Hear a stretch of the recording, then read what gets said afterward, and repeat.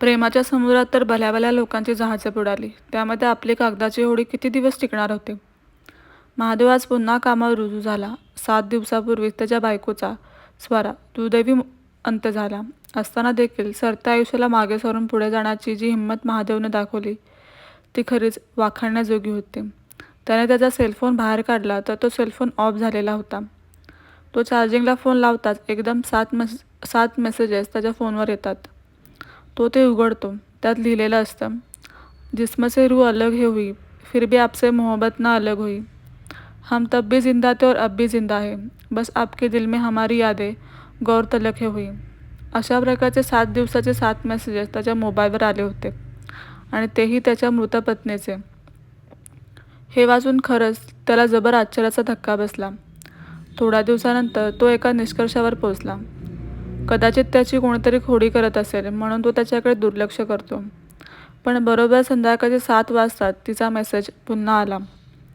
अब भी बहुत प्यार करते हैं आपसे, तब भी ते हमने प्यार की राह चुन ली. हमने सांसों में तो था बसाया आपको, पर क्या करे कुदरत ने हमारी सांसें ही छीन ली.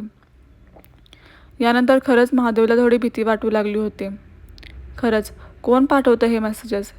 हे मेसेजेस स्वरा पाठवतं तर ती फोन का उचलत नाही? हा तिचा आत्मा आहे का? काय आहे राज? काय रहस्य आहे यामागे? महादेवच्या मनात विचारांचा हलकल्लोळ माजला होता. 1 महिनाभर तिचे मेसेजेस त्याला येत असतात. काही दिवस कामाच्या ओघात तो त्याकडे दुर्लक्ष करीत राहिला. पण नंतर कामावर रजा टाकून त्याने या गोष्टीचा सोक्षमोक्ष लावायचं ठरवलं. तिच्या भूतकाळातील माहिती काढण्यासाठी तो तिच्या नातेवाईकांकडे गेला, कारण त्यांचा संबंध कदाचित तिच्या वर्तमान काळाशी जोडला गेला असेल. त्यांच्याकडून मिळालेल्या माहितीमुळे तर त्यांच्या पायाखालची जमीनच सरकली. मिळालेल्या माहितीनंतर तो या निष्कर्षावर येऊन पोचला की या जगात वेगवेगळ्या प्रकारचे लोक असतात, पण काहीजण खूप डिफरंट असतात, ज्यांच्याकडे एक प्रकारची खास वेगळ्या प्रकारची एक शक्ती असते, ज्यांना सुपरह्युमन्स म्हणतात. स्वरा ही अशाच प्रकारच्या एका शक्तीने वरदानित होती. तिला अस्पष्ट फिक्शन्स कल्पित घटना जी सत्य होते दिसायचे. तिने तिच्या वडिलांच्या मृत्यूचे भाकीत अशाच अस्पष्ट फिक्शनच्या साहाय्याने एक दिवस आधीच वर्तवले होते. पण त्यांनी या गोष्टीवर दाखवलेल्या अविश्वासामुळे त्यांना ती स्वतःचा जीव गमवावा लागला.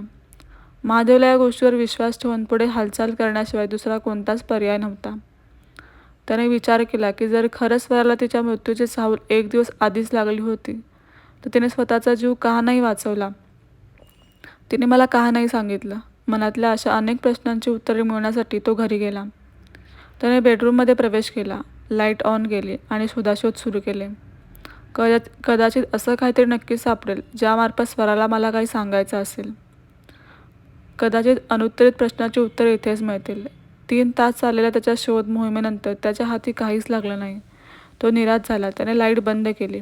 बेडरूमच्या बाहेर जाणार एवढ्यात एक गोष्ट त्याच्या ध्यानात आली.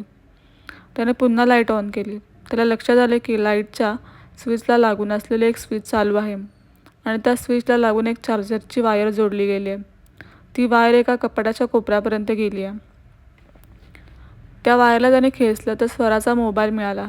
त्याचं 24 आवर चार्जिंग चालू ठेवण्यासाठी कदाचित ते बटन चालू ठेवलं असावं. तो मोबाईल चेक करताच त्याला संपूर्ण गोष्टीचा उलगडा झाला. त्यात सेट टाईम मेसेंजर नावाची प्रणाली असते, ज्याद्वारे एखाद्याला मेसेज पाठवायचा असल्यास तो टाईप करून सेव्ह करून त्याचं सेंडिंग टाईम सेट करून ठेवता येऊ शकतं. म्हणजे एखाद्याला ठरवलेल्या वेळात मेसेज मोबाईलद्वारे आपोआप पाठवला जायचा. स्वराला 1 दिवस आधी तिच्या मृत्यूची चाहूल लागताच तिने अशा प्रकारचे 1000 मेसेजेस टाईप करून सेव्ह करून ठेवले होते, जेणेकरून तिच्या मृत्यूनंतर महादेवला तिची उणीव भासू नये. म्हणून तिची हीच कामना रोज तिचं महादेवावर नितांत प्रेम दर्शवण्यासाठी त्याच्यापर्यंत तिच्या मनातल्या भावना पोचवण्याचं काम करायचे. महादेवला कळालेल्या या सत्यामुळे तो आतून पुरता हादरून गेला होता. स्वराचं महादेवावर असणाऱ्या नितांत प्रेमाला खरंच तो मुकतो याची जाणीव त्याला होऊ लागली. त्याच्या डोळ्यात पाणी भरून आले. तो पुन्हा एकदा स्वराच्या प्रेमात पडला होता. त्याने तो मोबाईल तसाच तिथे ठेवून दिला आणि बेडरूम बंद केले. आज महादेव रोजच्या रुटीनमध्ये येणारे ते स्वराचे मेसेज वाचून महादेवला प्रफुल्लित व्हायचा. आज तिच्या मृत्यूनंतर 2.5 वर्षानंतर देखील स्वराचा रोज येणारा मेसेजमुळे त्याला एक दिवसही असं वाटलं नाही की तिचा मृत्यू झाला आहे. त्याला असं वाटायचं की ती त्याच्या जवळच आहे. मित्रांनो, मी लिहिलेली प्रेमकथा तुम्हाला कशी वाटली ही कळवा. तू आली जीवनी, रंग माझे भरून आले, धुंद तुझ्या आठवणी, नयनी अश्रू सोडून गेले.